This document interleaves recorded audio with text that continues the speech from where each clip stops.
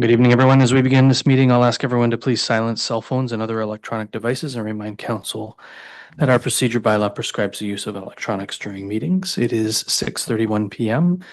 I'll call this council meeting to order, and I'll begin with a formal territorial land acknowledgement. Land acknowledgement is an act that predates European settlement and was an opportunity for visiting Indigenous nations to acknowledge the land that they were visiting and seeking opportunities on. In Brighton, we acknowledge that we are meeting this evening on territory that is the traditional territory of the Mississauga, Anishinaabe, now of Alderville. We are grateful for the opportunities that the lands and waters that we now know as Brighton provide for us and work to set policies that will help us work to be better stewards of this place. We're grateful to Indigenous neighbors who continue to work to make this place sustainable for all creation. And I have a motion moved by Councillor Rowley, seconded by Deputy Mayor Anderson, that Council approve the November 3rd, 2025 Council agenda as presented. Is there any discussion? All those in favor? There being none opposed, that motion's carried.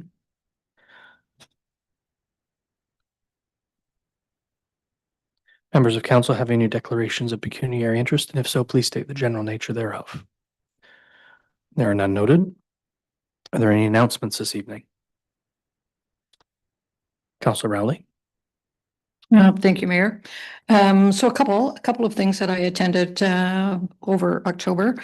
On October the 20th, both Manager Hagerman and I attended the kickoff for the Small Business Week at Loyalist College. Well put together program. On October the 23rd, the Codrington Community Association and some of their volunteers, we hosted our Brighton firefighters. Thank them for all of the good work that they do in the community. We had a lovely dinner for them. We had about 40 of our crew attend that. And then on the 25th, Codrington hosted their annual trunk and treat, where we once again hosted over 300 little goblins. Another little cool and windy day, but we had a lot of fun. Thank you for that. Are there any other announcements? Councillor Wright. I just wanted to mention that I attended the reopening of the new old bookstore downtown, no longer known as Read and Green, but Walking Owl Books, which Bird Reference, I'm there for that. Great little shop. Check it out. Thank you for that.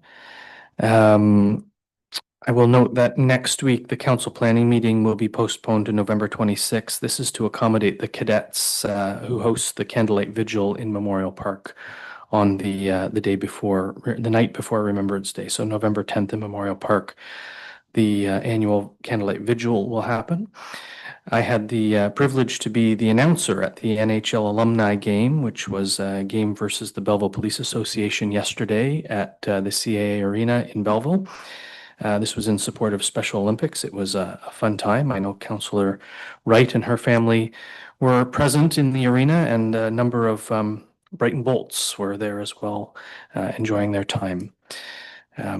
Last week, Northumberland County held its annual Lightning Awards ceremony. This is a ceremony where the first responders and the citizens who help resuscitate a person in Northumberland County are recognized. There were 14 recognitions from 2024, 2 from Brighton. So our Brighton Fire Department and Brighton firefighters were recognized for their involvement in helping keep someone alive or bring someone back, quite frankly, which is what happened. And a hearty congratulations to our CAO who dipped her toe in the water and got married on Saturday. Congratulations, CAO Arthurs.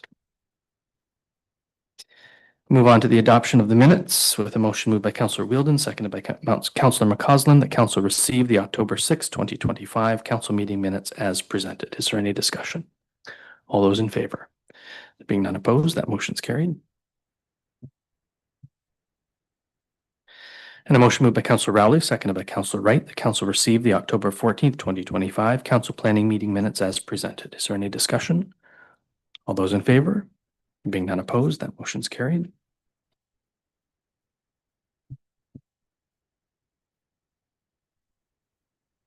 We have no public meeting this evening. We have no delegations or presentations, which brings us to citizens' comment. Does anyone have any comments, Madam Clerk? None noted.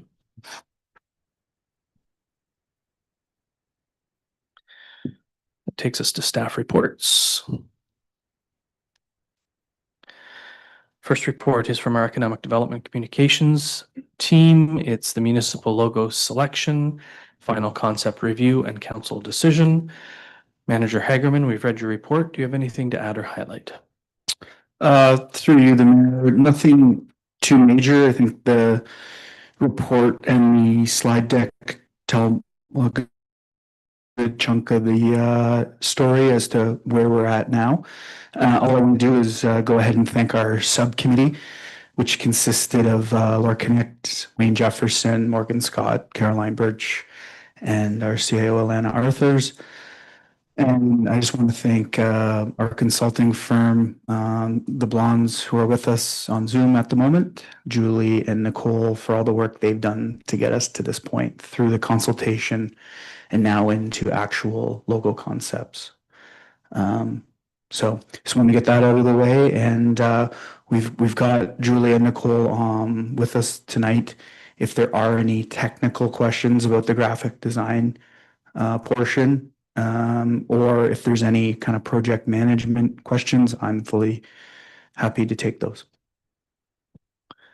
Thank you, Mr. Hagerman. I have a motion moved by Councillor Rowley, seconded by Deputy Mayor Anderson, that Council receive the two final municipal logo concepts and select concept number 1, the Apple Lighthouse combination of as the municipality of Brighton's official logo, directing staff to proceed with implementation and development of final brand materials. Discussion. Councillor McCausland. Sorry, did you say that it's just concept number 1 we're talking about? The motion is to select concept number 1, but we can talk about anything that's in the report Okay. as part of the debate for this Okay. motion. Go ahead. Thank you. And through you. I just want to say that they're both very lovely, and thank you to all the hard work that everyone put in to give both of these lovely concepts to us. Concept number 1 is basically a no-brainer because it makes so much sense. It's our Apple and Lighthouse signature look. But we're also looking at a rebranding, something new, something fresh. In my opinion, concept number 2 is exactly that. It's got representation for everybody in the community. It does have just our lighthouse, not our Apple, but we also are known for many more things than just Apple Fest. But again, great on both of them, but I would vote for concept number 2. Thank you for that. Anyone else? Councillor Wilden. Thank you, Mayor. Fully agree that these are both excellent and we can't lose today. I found myself leaning to option 2 for similar reasons. And then I thought, I'm going to ask around. And so I didn't even keep track of how many people I asked, but I did notice that while there were more people who said option 2 than option 1, the people who said option 1 said it a lot louder. And so I do think that option 1 speaks more to, and this is some of the feedback I got from people as well, option 1 speaks more to our historic roots and speaks to the past, which is not a bad thing. And people who voted quite loudly for option 1 also happen to be the people in my life who tend to question change. And so I take that with a grain of salt. But the thing that really swung me toward option 2 is that 2 of the people that I showed these concepts to are not from Brighton. And so it was more of an aesthetic, subjective question to them. But they both said, oh, yeah, I guess that's for the Big Apple, which of course we all know is not in Brighton. If this is the way that we want to brand ourselves and people associate it with another existing brand, I feel like that's challenging. So, do we want to fight the branding war over the Big Apple, or do we want to go in a new direction? So for that reason in particular, But also for the things that Councillor McCausland said, I would also lean towards concept 2. Councillor Wright? I would say very much largely the same thing. I think the one with the apple, it kind of touches all of us who live here, but will mean absolutely nothing except for maybe that, the reference to the Big Apple to everybody outside of us. I like the idea of the geographical shape of the municipality because then it's including everybody. Everybody within those borders are included within that logo. So the Apple one is cute, it's charming, but I think the second one, concept 2, is the more forward thinking one. So I would vote concept 2 as well. Thank you for that. Anyone else? Councillor Rowley? Thank you, Mayor. I basically chose number 1 as well. I like kind of the simplistic message that it gives to us. Number 2, the first thing that sat out for me was not the color blocks, not the lighthouse, but that it was off kilter. To me, it looked like we were leaning and we're not balanced. So that was kind of my mental idea about that one. So I'm going to stick with with the motion and vote for number 1. Thank you for that. Deputy Mayor? Thank you, Mayor. I like number 2. Number 2, I like the movement, the excitement and the direction. I like the colors. I like just to change it much more. Keep it simple. Keep it moving, and I'll stay with number 2. I will say that I like number 1. I like the fact that for the exact reasons that maybe you didn't like number 1, because it speaks to the people who are already here. And this is a logo, I felt, logo for Brighton, as much as a logo to attract new people to Brighton.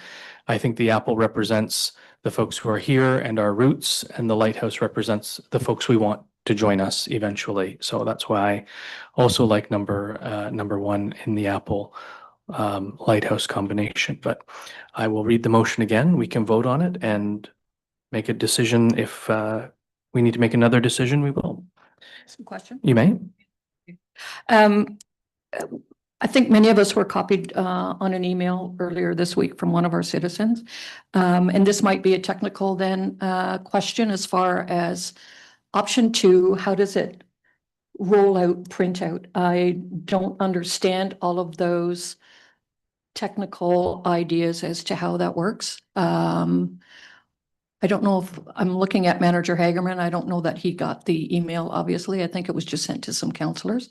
So I can't pull it up right now. But yeah, the gist of it was that number 2 would be much harder to kind of print out. Can you maybe explain some of that? Through the Councillor Rowley, I'm not fully sure. Like, do you mean print on a piece of paper or onto memorabilia or onto a business card?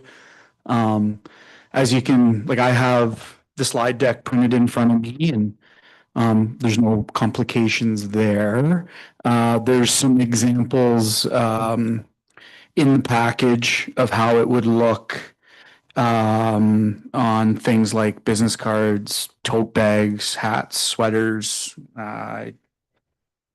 Yeah, several different examples there to kind of give that look. So that can shed some light on maybe some of your concern. I don't know if Nicole or Julian add anything on that. I know it's not overly clear at the moment.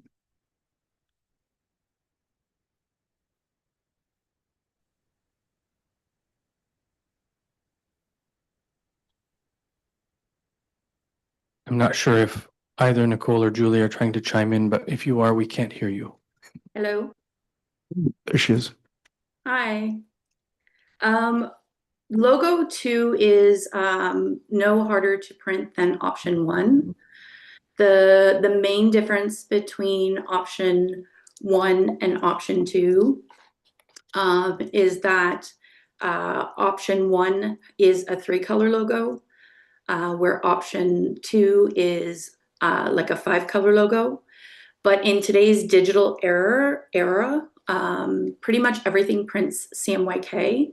It will be very easy to reproduce on almost any material.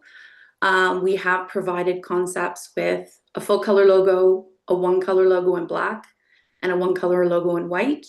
So depending on a specific material and budgets, I'll just take, for instance, if you were to print t-shirts, if you wanted to keep a tight budget on things, you may want to consider just printing a 1-color logo, where a pull-up banner or a website, you would obviously always use like a full color logo. So we have no concerns in either concept with the number of colors in it being easily produced. Just by way of information, I'll back that statement up. I've been in the print business for 33 years and can say that in today's technology, it really matters not anymore. Almost everything gets converted to CMYK and will render equally well. My eye goes to concept 1 because it is that, that 3 colors, that bright red with the good conservative blue in the background and a little green fleck. I say that as, because I don't say that, I don't mean that politically. I mean that from a corporate perspective. Corporations move to blue because it signals stability and it signals strength and common ground. So that's why. To the blondes, the group that created these logos, I do want to thank you for your presentation, and I want to thank you for your designs. First of all, I didn't see the other designs. I only saw these 2. That's probably a good thing. But I want to thank you also for providing the alternative formats and just, making sure that they were available on various concepts like hats and bags and mugs. And then rendering them with other logos. I think it really helps. It helped me to identify what Brighton might look like regardless of which logo we chose and we choose moving forward. So I want to thank you for how you presented this to us. It was very helpful for me to make a choice and really for me to say, I'm okay with whichever way council goes. I think both of these logos are really nice.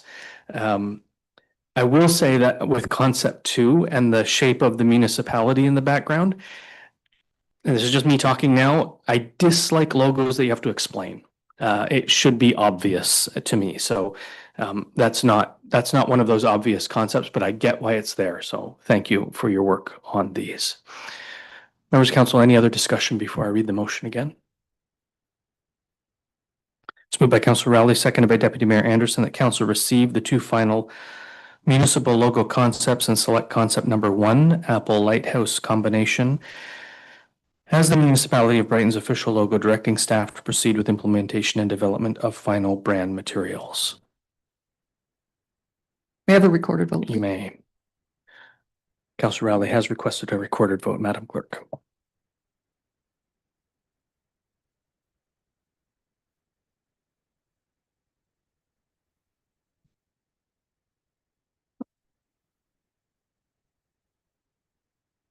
Councillor Emily Rowley, Yes. Councillor Jeff Wilden, No. Councillor Bobby Wright, No. Deputy Mayor Ron Anderson, No. Councillor Hannah McCossett, No. and Brian Ostrander. Yes. It's been defeated. Thank you.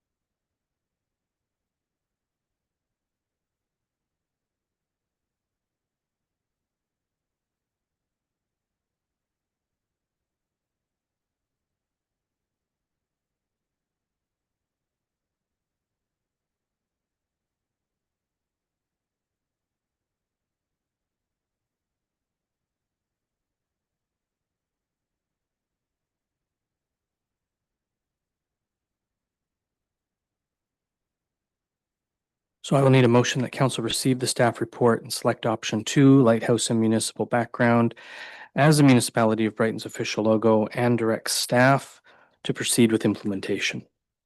So mover.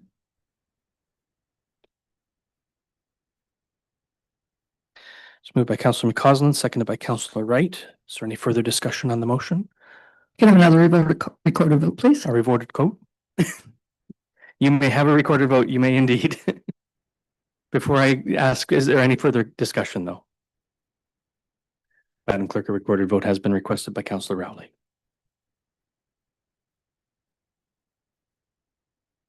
Councillor Emily Rowley, No. Councillor Jeff Wielden, Yes. Councillor Bobby Wright, Yes. Deputy Mayor Ron Anderson, Yes. Councillor Hannah McCausland, Yes. Mayor Brian Ostrander, Yes. and it's carried. I said from the beginning I would accept either one. I liked one better than the other, but I think they're both great. I know you can do that thing. I know you can do that. Is that what she said? The next report is, sorry, I've gone one too far. Planning and Development Department. Development Charge Policy Deferral. Director Walsh, we've read your report. Do you have anything to add or highlight? Just to highlight, Mayor, the policy was in front of council in March, as you may recall, it's deferred for community consultations posted on our website. We didn't receive any comments, although there were some side chats about it with some of the developers who have some interest in it, particularly the community benefits concepts. So we've, since the reading of the report, there's been new legislation also introduced, Bill 17. It took effect on June 5th. And it offers further deferrals of sorts. So now when a development charge is paid, it's normally paid at the time of the issuance of a building permit for a home. And now for all residential development is deferred until the time of occupancy. For a rental institutional, it was deferred at the time of the original report and policy, subject to interest rates during the period of its installment payments. Bill 17 brought in provisions that there'd be no interest for such things. So those are the two big changes there. It's getting a little bit complicated to administer development charges with a lot of different moving parts and timing of payments and such things. And calculating of interest rates themselves aren't straightforward. It's based on the average of the big six rates plus, as recommended 1%, which is the maximum prescribed by the legislation. It can be lower, but that's the maximum prescribed by legislation. Many municipalities were charging 2% when they had the option. So the recommendation from staff was to go with the 1%. The concept of community benefits is very broad and not overly well articulated in the report, since it hasn't been fully detailed out in a program. But I think there's enough framework there for council to have a sense of what can be done by deferred development charges or reduced interest rates and development charge installments periods to entice certain developments. And that was inspired by some other municipalities that were previously doing that before the round of successive changes of legislation, where they were encouraging some employment in largely residential areas to get that mix of use, get better juxtaposition of residential and place of work, to have that sustainable neighborhood type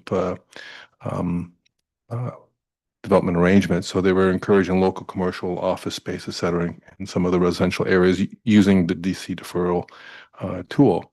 So that has simply been broadened through this recommended policy. Thank you, Director. I have a motion moved by Councillor Wielden, seconded by Deputy Mayor Anderson, that council receive the staff report dated November 3rd, 2025, regarding the establishment of a policy pertaining to deferral of payment of development charges and applicable interest rate to deferred payments, and that council adopts the final development charge policy, deferral, prepayment, and interest rate for purposes of immediate administration. Is there any discussion? Councillor Wheeldon. Thank you, Mayor. And if I may, through you to Director Walsh, just to clarify something you said a moment ago, is it possible for us, even on a case-by-case basis, to choose to charge less interest or even waive interest if it is something that aligns with one of our priorities locally? Director? To the mayor, yes, that is an option.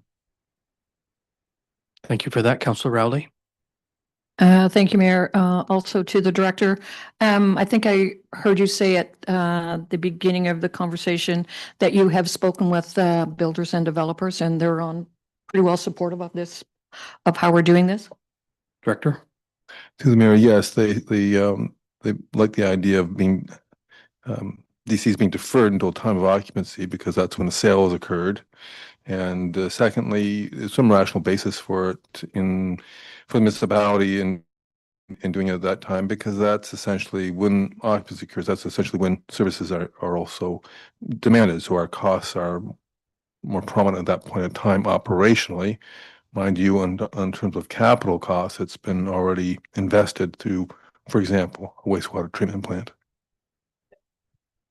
Thank you both for that. I think this makes an awful lot of sense at the end of the discussion, only because development charges are intended to pay for growth, and growth is the folks who move into the home, not the developer who's building a home for new folks to move into. So it makes sense that the people moving into the home would pay for the growth that they are helping to create in the municipality. So thank you. Councillor Wheeldon. Further to that, Mayor, I also want to point out that when developers have to pay the development charges up front, banks are collecting that interest rather than the municipality.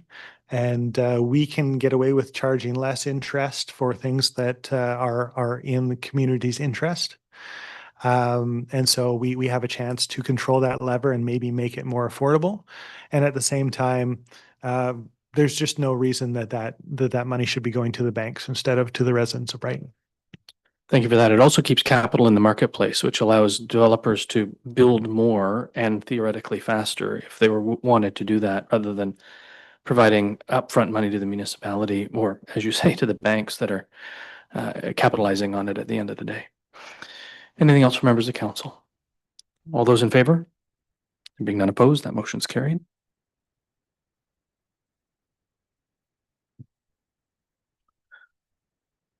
Next report comes from Planning and Development.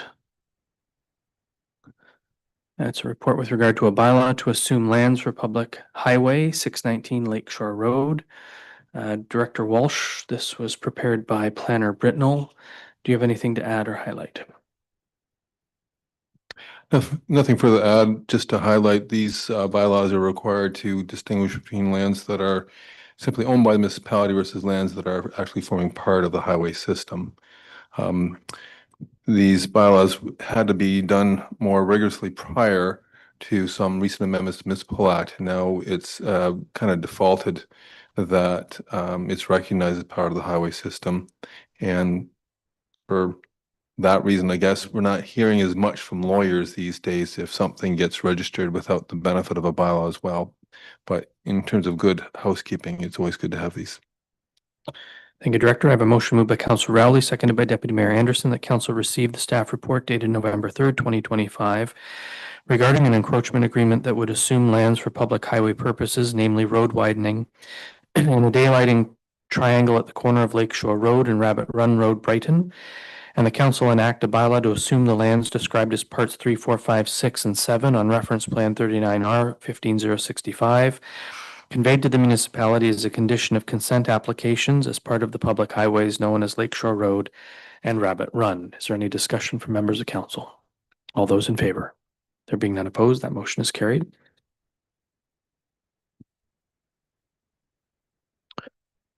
Next report comes from the clerk's office, the 2026 council planning meeting schedule. Madam Clerk, we've read your report. Do you have anything to add or highlight?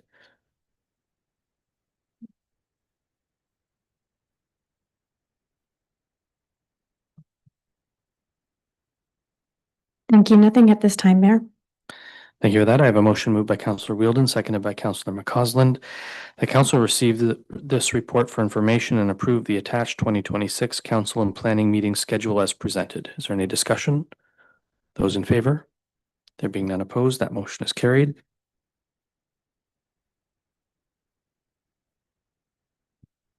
Next report comes from the CAO. It's the CAO ongoing report and capital projects update. CAO, do you have anything to add or highlight? Through you, Mr. Mayor, just the physician incentive options should have been changed to November. I know it's a long-awaited report. We're just trying to find the best recommendation for council, but I anticipate we'll have that at the next November meeting. Thank you for that. I have a motion moved by Councillor Rowley, seconded by Councillor Wright. The council receive the CAO ongoing report and capital projects update. Questions or comments from members of council? Councillor Wheeldon? Thank you, Mayor. And no pressure, but I see that the deadline for the budget was moved from October to November. Do you have a sense of when that will be? We will be holding a meeting on the 17th of November for the initial presentation of the budget, a public meeting on the 24th, public presentation on the 24th with a public meeting following that for council as well. So it's at that 24th meeting that council can offer suggestions and input as to changes and amendments to the budget. Any other questions on the ongoing report? I've been paying attention to the news. Apparently, the provincial government has taken automated speed enforcement away from municipalities. I understand that we are to remove our cameras by the 14th of November, which of course we will dutifully do. That's not on your report, but I assume it's on the radar of of staff. Through you, Mr. Mayor, yes, we were having some discussions with MTO about putting up some additional signage. We initially in our discussions didn't anticipate that as that signage was going up, the cameras were going down.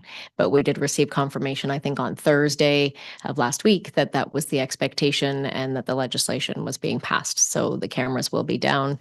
I will note, though, that everything that I have heard and what has come from the ministry is any tickets in place do still have to be paid up until that date. Thank you for that. Any other questions or comments from members of council? Councillor Wright. Through you, Mr. Mayor, I just noticed what is possibly just a typo, but under the line fire, design of fire hall, goal to have this for first quarter 2025. I'm thinking that should say 2026 at this point, or has that just not been updated yet? CAO. Through you, Mr. Mayor, I believe it should be changed. I think the anticipation was the fire chief was hopeful we would have had it, but it should certainly be updated. As we work through the budget documents as well, we'll determine what is most feasible for that project. So that will certainly be updated. I think in fairness to the fire chief, he has a concept design and is waiting for our Northumberland County and the paramedic department to provide their insight and approval, quite frankly. Anything further from members of council? Councillor Rowley. Thank you, Mayor. Just because you brought up the ASASE, now that we're taking them down, will there be any other kind of formal response once again to the Premier from the municipality, or are we just done?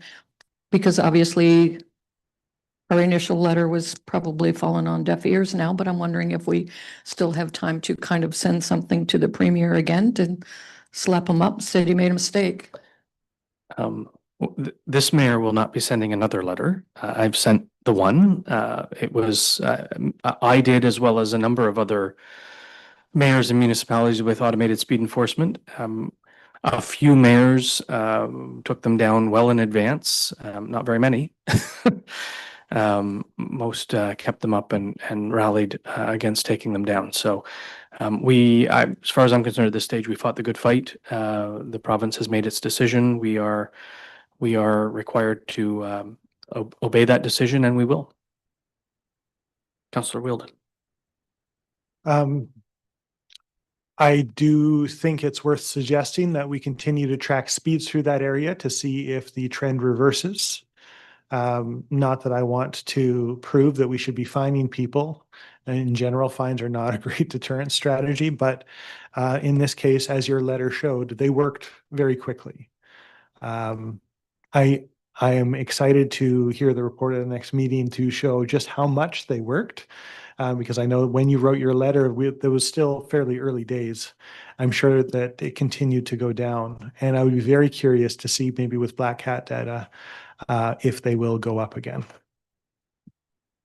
I'm sure staff, if the Black Cats are available, would be able to use infrastructure already in place to put those on.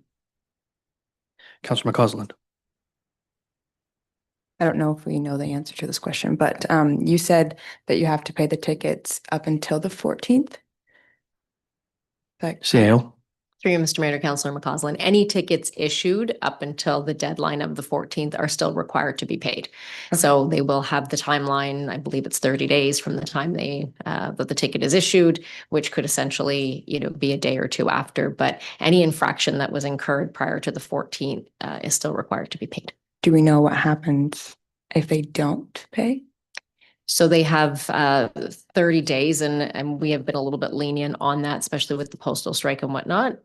If there is no payment, then it gets sent to the Ministry of Transportation, and it then will incur plate denial. So ultimately, the revenue could continue to come in, over a number of months and potentially years, depending on how many are still outstanding. But there's no penalty, there's no additional charge. It just goes directly against the plate and it'll be denied for renewal. Right. Thank you. Welcome. Anyone else? All those in favor? Any opposed? That motion is carried.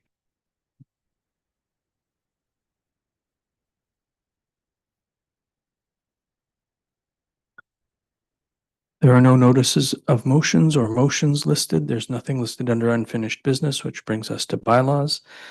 The only bylaw is one to assume lands on Lakeshore and Rabbit Run to form a part of a highway. It's moved by Councillor Wheeldon, seconded by Councillor Wright. The council gives a bylaws for second and third reading and finally passes on this date, being a bylaw to assume lands for public highway purposes at the corner of Lakeshore Road and Rabbit Run Road and along Lakeshore Road and Rabbit Run Road for the corporation of the municipality of Brighton. Is there any discussion? All in favor? There being none opposed, that motion is carried.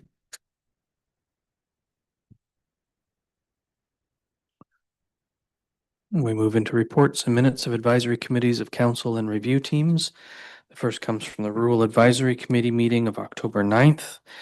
It's moved by Councillor Wright and seconded by Councillor Rowley that council support the recommendation from the Rural Advisory Committee regarding a town hall meeting for residents to ask questions and respond to concerns included in the Rural Resident Survey, and that council directs staff to prepare a report for council outlining the feasibility of hosting a town hall meeting in the spring of 2026 to provide residents an opportunity to respond to concerns included in the Rural Resident Survey, including considerations for procedural process required to facilitate such a meeting, such as format, location, communications, and any associated costs.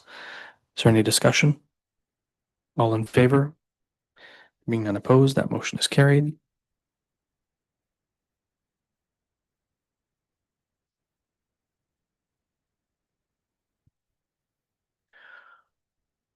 That brings us to reports and minutes of statutory committees, boards, and external agencies. First is Lower Trent. It's moved by Councillor Wright, seconded by Councillor Rowley that council received the September 11th, 2025 Lower Trent Conservation Board meeting minutes as presented. Is there any discussion? All in favor? There being none opposed, that motion is carried. Brighton Public Library from September 24th. It's moved by Councillor Wheeldon, seconded by Deputy Mayor Anderson that council receive September 24th, 2025 Brighton Public Library Board meeting minutes as presented. Is there any discussion? All those in favor? Being none opposed, that motion's carried. I guess I should be asking the representatives if there's anything to note on these. So I'll go back a moment with your permission, council, to Lower Trent and ask the two representatives if there's anything that we should note coming out of Lower Trent. Lots of things, not necessarily in those minutes, but the point in those minutes that is notable is that we did get a budget passed. And so that has been circulated to municipalities, and we will be getting a presentation about that soon. Council Wright? I don't know that we're getting a presentation. Have we requested a presentation as of yet from? Yeah. I know she's offered. I'm not sure if it's been accepted, or if it's needed. No, haven't seen anything. Perhaps we could reach out to the CAO. It'd probably be good to have a budget presentation from the Lower Trent Conservation Authority, especially as it relates to the recent announcement around conservation agencies and or an agency to, it looks like, consolidate a number of conservation authorities across Ontario. So we'll see where all that ends up. Brighton Public Library Board. Who's on that? Hannah? Sorry, Councillor McCausland. I have nothing from this meeting because I was absent, unfortunately. Okay. The next comes from Brighton and District Curling Club. Councillor Rowley, anything to add there? Nothing to report on that either, Mayor. Thank you. I have a motion moved by Councillor Wheeldon, seconded by Councillor Wright, that Council receive the August 5th, 2025 Brighton and District Curling Club meeting minutes as presented. Is there any discussion? All in favor? Any opposed? That motion is carried. Councillor McCausland. I'm sorry. Thank you, Mr. Mayor, and through you. I just wanted to note that we did get a lovely donation from the Lions Club at the Brighton Public Library. And we were able to purchase a book cart on wheels for outside for sale books or trade books, and then a nice tall book tree that's red to represent Canadian authors. But that was from the Don Colby family. Nice. Yes. Very nice. Don Colby taught me geography. God rest his soul. I know. The next is Lakeland's Public Health Board. We don't have a local representative on that board. We are represented by Mayors Logel and Hankivsky, I believe, from Port Hope and Alnwick Haldeman. It's moved by Councillor Wheeldon, seconded by Councillor Rowley, that Council receive the October 15th, 2025 Lakeland's Public Health Board meeting summary as presented. Is there any discussion? All in favor? Being none opposed, that motion's carried. Brings us to correspondence, direction items, endorsements, communications, and petitions. The first comes from the Beacon Youth Center. It's moved by Councillor Wheeldon, seconded by Deputy Mayor Anderson, that Council receive or support the request from the Beacon Youth Center and approve the waiver of the rental fee for the Owen Gibb Community Center for the silent auction event scheduled on November 21st, 2025. Well, the motion appears to be self-fulfilling, but are we receiving or supporting? Councillor Wheeldon says supporting. Deputy Mayor, are you okay with that? That is supporting. Yep, thank you. Any discussion on the motion? Councillor Rowley. Thank you, Mayor. And I'm not able to recollect, and I've just kind of dropped over here. Did we do the same for Sunny Days? Did they come to us for a request to waive the fee for the center when they just had their fundraiser a few weeks ago? I don't have that recollection. I don't believe they I'm did. just wondering. Yeah. Any further discussion on the motion? Councillor Wheeldon? When we know that fundraising events are going back into community organizations that we already support, it's a no-brainer to me that we should use our facilities for the good of the community in this way. And we recently did so with a arena rental for the Pirates. And I was thinking the same thing then that I'm thinking tonight. Thank you for that. Are we aware if the November 21st date is available and booked already for this purpose? I just don't want to be getting in the way of another thing going on. Through you, Mayor, I'm not personally aware, but I can confirm that. All right, well, we're about to pass a motion that makes it available, so. Anything further? All those in favor? Any opposed? That motion's carried.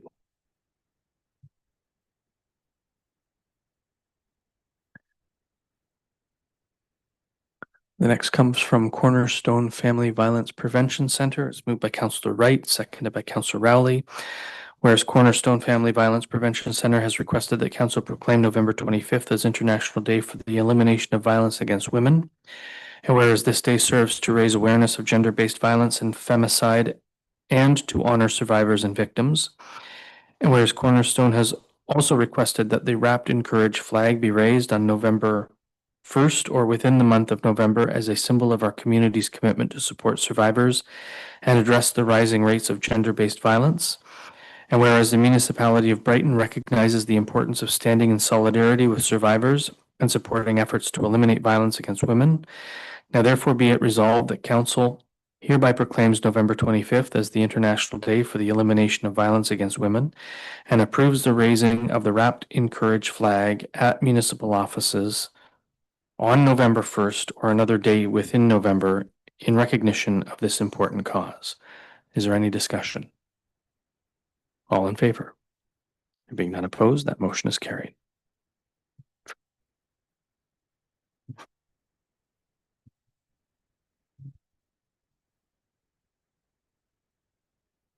Next piece of correspondence comes from the town of Plimpton, Wyoming regarding conservation fee freeze. It's moved by Councillor Wheeldon, seconded by Councillor Wright. The council supports the resolution passed by the town of Plimpton, Wyoming, and urges the province of Ontario to reconsider the current fee freeze on conservation authorities, and further that the province implement a sustainable funding framework that protects municipal taxpayers from cost recovery deficits while ensuring conservation authorities can continue to deliver essential services related to watershed management, flood mitigation, and climate resilience. Is there any discussion? Councillor Wheeldon. You can go ahead if you want. The challenge that conservation authorities have been facing is that some of their administrative budget that came directly from the province has been cut, which put them kind of on the back foot because the responsibilities are still there and remain the same. And so they were hoping, in some places were making up the difference through increasing service fees, and then those were frozen. And what's been happening with our staff at the Conservation Authority is that they're getting more and more and more and more inquiries, but actually issuing fewer and fewer permits. There are a lot of people who are just kind of thinking out loud and asking questions that don't have fees attached to them. And it takes just as much staff time to say, no, you can't do that, so we're not going to issue a permit that you have to then pay for, as it does to actually walk someone through the whole thing. And so the number of inquiries has shot up, the number of actual permits issued has gone down, and those permits are worth the same today as they were several years ago, when the cost of everything has gone up significantly. And so that ultimately ends up changing the model of conservation authorities away from being a provincially funded program and away from being a fee-for-service program and really toward a municipally funded program. And that is reflected in the budget that we ended up passing. And it's a tough budget. Tough on the Conservation Authority because it's difficult for municipalities to justify continuing to increase funding for conservation authorities when it seems like nobody else is paying anything either. So being able to unfreeze these fees would go a long way toward strengthening and revitalizing conservation authorities, while at the same time taking a little bit of pressure off of municipal budgets. Thank you for that, Councillor Wright. Ditto.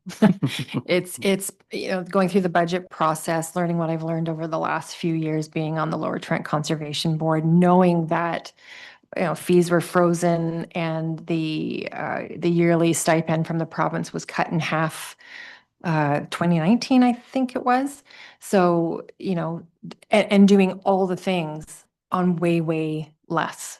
And then struggling at the municipal level to get a budget passed that makes everybody happy. And I can tell you that Jeff and I were not happy with the budget that went through, only because we thought we could do better. So it's a painful process. I'm very curious to see where this new legislation is going to go in terms of whittling down the conservation authorities to 7 from the current number, whatever it is now. I can hardly wait to see what they got in store. Indeed, anything further from members of council? All those in favor? There being none opposed, that motion is carried.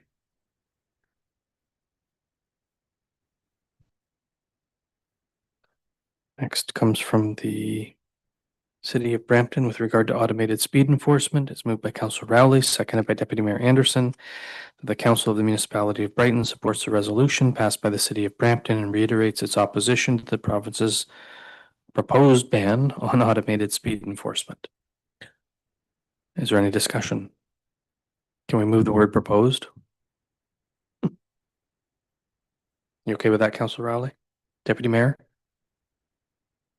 Yes. Thank you. Anything further from members of council? All in favor? There being none opposed, that motion's carried.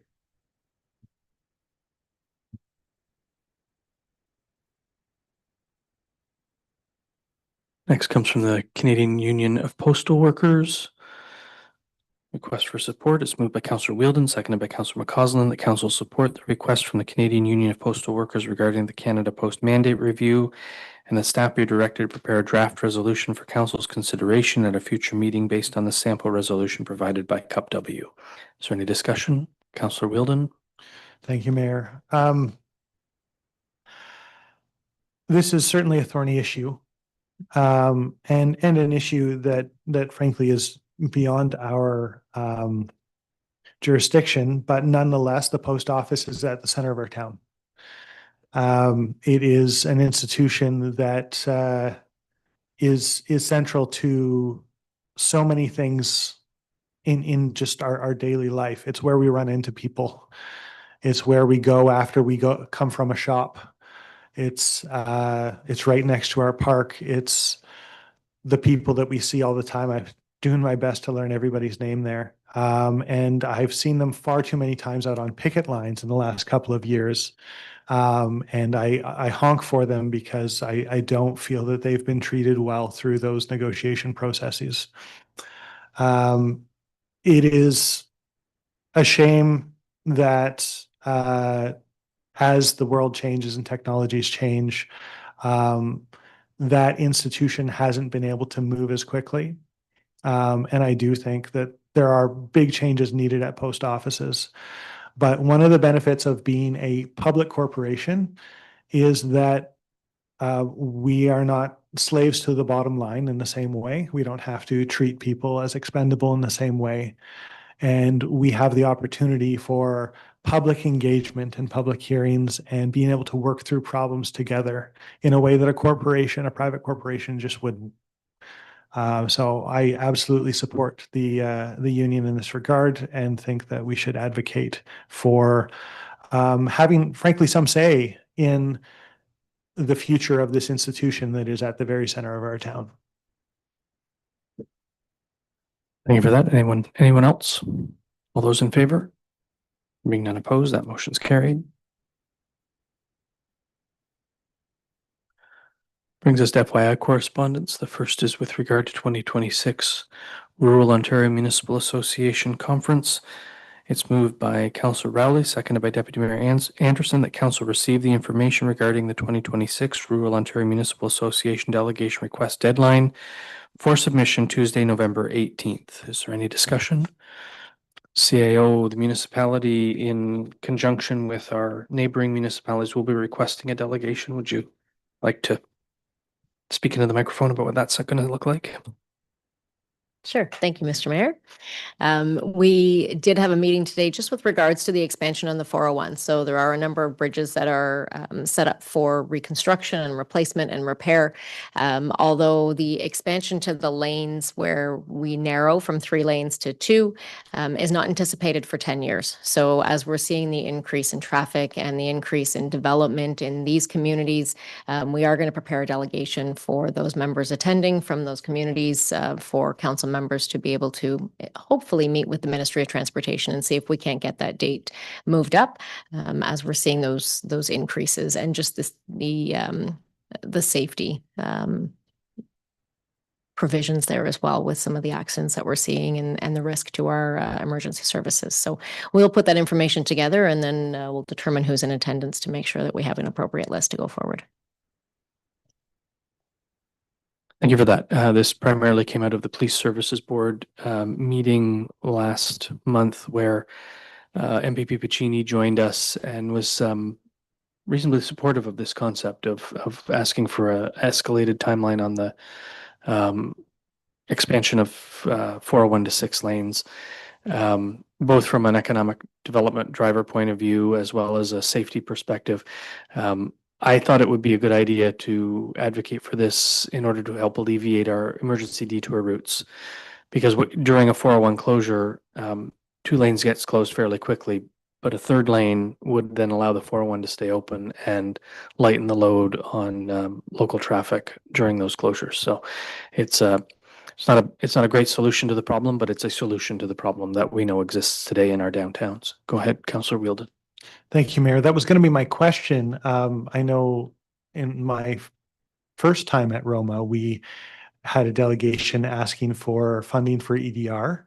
And I was noticing as I was looking at the follow-up list earlier tonight that we have not moved on EDR, and I assume it's for lack of funding.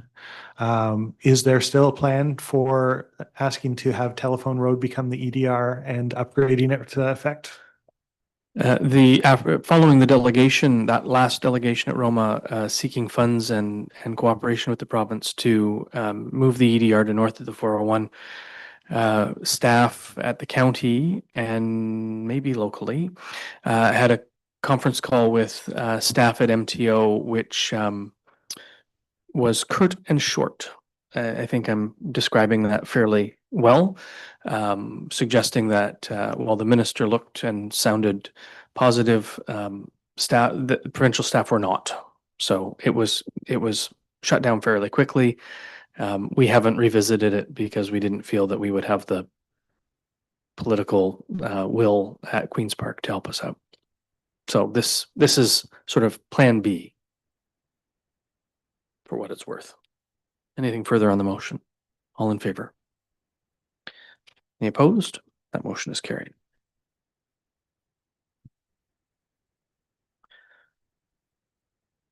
Next FYI correspondence comes from Northumberland County. Updates October 13th to 24 and October 27th to November 7th. It's moved by Councillor Wheeldon, seconded by Deputy Mayor Anderson.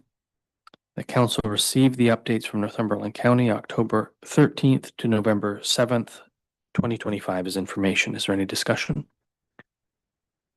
Councillor Wright. I'm not sure if you would know the answer to this yourself, but if it could be found out, I just noticed there were some questions on the Facebook residents page about the new garbage tags.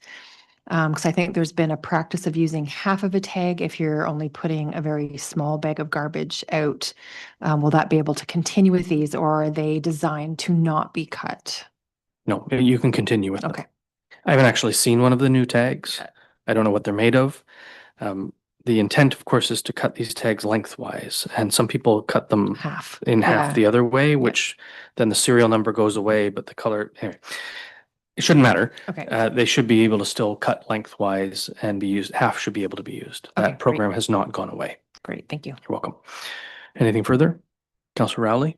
Thank you, Mayor. There were some open houses during the month of October regarding the agriculture amendments in the planning department. Will there be a report coming out for that? I'm mostly concerned as to if there were any changes to anything in the municipality of Brighton. I imagine there will be some information provided through the county, but I'm looking at Director Walsh because he would probably know right now if there were any changes affecting the municipality of Brighton. Yeah, staff did, through Mayor to Council, staff did comment to the county on its proposed agricultural designation mapping. There were some changes made in response to specific inquiries individuals made in around some hamlet areas to, I think, to the satisfaction of those individuals. In terms of broad acreage comparison before and after, it looks like Brighton has a very large extent of added prime agricultural land, or no, decrease in agricultural land, largely because Presqu'île Park was designated as agriculture prior. So I just pointed out this probably an error and was taken off. And then but there are some other site-specific changes, and the rest of them appear fairly rational and no objections at the staff level.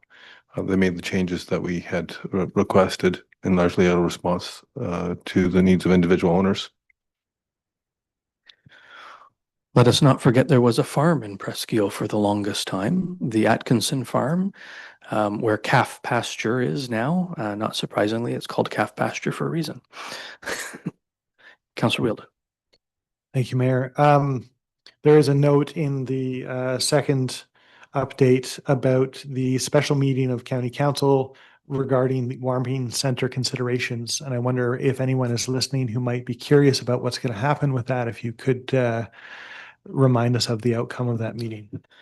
Thank you for that. County Council authorized that the council chambers be used as a warming center from 8 p.m. to 8 a.m. Starting after November 1st until March 31st. Since then, staff, together with the security team, reviewed the space, and both the security team and social services outreach staff thought that Committee Room A, which is the room immediately beside the council chambers, would make a better location for a warming center. Staff have revisited that. We have socialized that concept with members of council to make sure that they can proceed with changes. We'll have to change the motion because we have specifically said council chambers, but everyone seems amenable to using Committee Room A from a security perspective and from a keeping people warm and safe perspective. So it will be Committee Room A, and staff are already working to make that room available for a warming center. Coburg Council agreed to issue a third license. Their bylaw only permits 2 licenses, which are already taken up. So they agreed to issue a third license to the County of Northumberland specific to that location at 555 Courthouse Road, starting December 1st. So it will actually be December 1st to March 31st when the warming room is open, 8 p.m. to 8 a.m. Go ahead. Thank you for that update. Some of that was new for me as well. Committee Room A makes a lot of sense. It is a much cozier room. The council chambers there are big and beautiful and probably very chilly. I just want to say that the symbol of keeping people warm and safe in the county's public building is wonderful to me. Of course, that should be open to everyone, and especially those who are most in need. So thank you for that. Love to see it. Thank you for that. Anyone else on the updates? All those in favor? There being none opposed, that motion's carried. Before I say that motion's carried, I should have also said that County Council has directed staff to oppose consideration for expansion in the hamlet zone in Codrington. We will be, therefore, we have asked county staff to seek outside planning and legal assistance for that purpose. Go ahead. Thank you for that. I knew that was coming up. I knew it was enclosed. I didn't want to ask that question. However, now that you've brought that forward, I know that there is a OLT meeting scheduled for November 20th. Will that now change? No, That will still be. It is at that meeting that we will be opposing any change to the existing uses. Okay. I'm sure that our friends north of the 401 will be happy about that. I will be reaching out to some key players already from the north, specifically the Rural Advisory Committee and a few others who are really concerned about this. And that speaking with the CAO, she has given permission for this room to be open for a limited number of people. I will make that clear as well for November the 20th. Thank you. Doesn't have to be that limited. What's that? I said it doesn't have to be that limited. We can fit Well, yeah, but I've spoken with the deputy clerk as well. We're not going to put everybody who lives north of the 401 in the building. We can't fit 500 people in here, but we No. can certainly get, 40. Well, I said, all right. We'll count the chairs. How many chairs do we have? So the deputy clerk thinks 25 will be good. So everybody govern yourselves accordingly. The next item is Lower Tarrant Conservation Authority notice opportunity for public comment with regard to the 2026 fees policy and schedules. It's moved by Councillor Wright, seconded by Councillor Rowley, that Council receive the Lower Tarrant Conservation Authority notice opportunity for public comment regarding the proposed 2026 fee policy and schedules as information. Is there any discussion? Councillor Wheeldon. Just to clarify, because we talked earlier about how fees are frozen, there are very few fees. Every fee that existed at that time was frozen. A few new fees have been allowed to come into existence, and there is a statutory obligation to have this public consultation about fees every year, even though there's no change. Thank you for that. Any further discussion? Those in favor? There being none opposed, that motion's carried.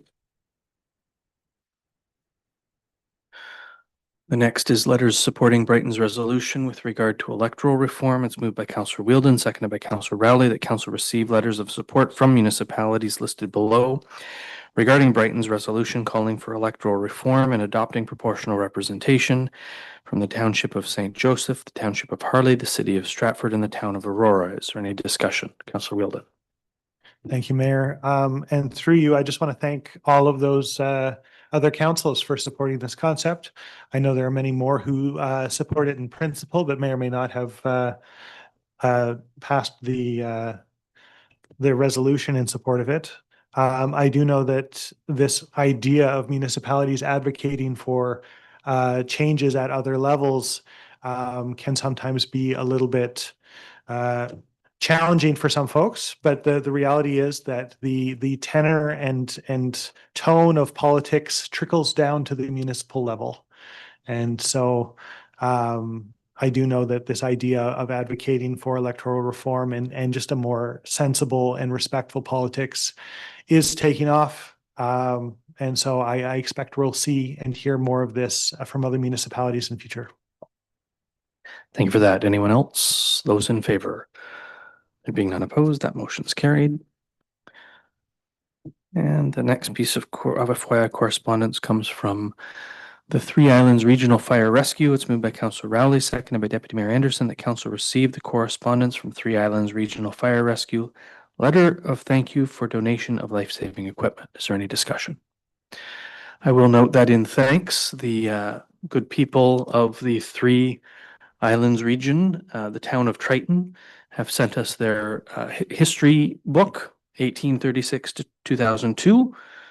Not sure what's happened in the last 23 years, but maybe we'll find out soon. I will put this in my mailbox for the next week, and then I'll be donating it to the library. So for anyone who's listening, not this week, but next, you can come see the reflections through time from the town of Triton, Newfoundland. Councillor Wright. When we receive items like that, is it written in or documented somehow as to the why and how we get them? Can we? My practice has been in the last couple of times to make sure they're available to members of council and then make sure they're in the library for the citizens of Brighton. But I don't know that. I mean, it's, yeah, I don't know. I guess we could have a specific policy related to that. Into the microphone, please. We do have a gifts and we have a corporate policy, but I don't think it relates to that, but we can probably add something to it. That policy is about what members of council may Yeah. and may not receive as gifts. So this is not, this is, I mean, this was given This is to, different, yeah. I mean, it's Jean, mayor, councillors, and the Brighton Fire Department. So I think the practice I've used is a good one, but we might want to codify it somehow. We can have that conversation another time. Councillor Wright. Yeah, I just think it would be really lovely to acknowledge the provenance of something so that 100 years down the road when they're cleaning out things, well, why do we even have this? And then they'll know. Yeah, we can certainly put some sort of boilerplate in here before we give it to the library so that when they go through it, it won't be 100 years from now, but when they go through it, they'll know what it is. And then at least they could ask the municipality if they want it back before anything else happens to it. Any further discussion on the letter and the donation? All those in favor? There being none opposed, that motion's carried. Moves us into question period. Does the person in the gallery have any questions with regard to anything on tonight's agenda? Thank you. There's no one online for that purpose, is there? No. We have no closed session. It brings us to our confirmatory bylaw. It's moved by Councillor Wheeldon, seconded by Councillor McCausland, that council gives a bylaw its first, second, and third reading and finally passes on this date, being a bylaw to confirm the proceedings of the Corporation of the Municipality of Brighton Council meeting held on November 3rd, 2025. Is there any discussion? Those in favor? There being any opposed? That motion's carried.